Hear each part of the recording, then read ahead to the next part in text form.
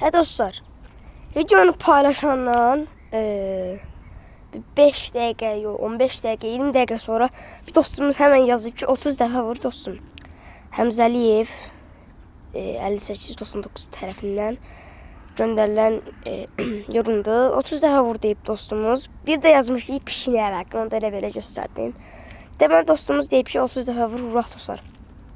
1, 2, 3, 4, 5, 6, 7, 8, 9, 10, 11, 12, 13, 14, 15, 14, 15, 16, 17, 18, 19, 20, 21, 22, 23, 24, 25, 26, 27, 28, 29.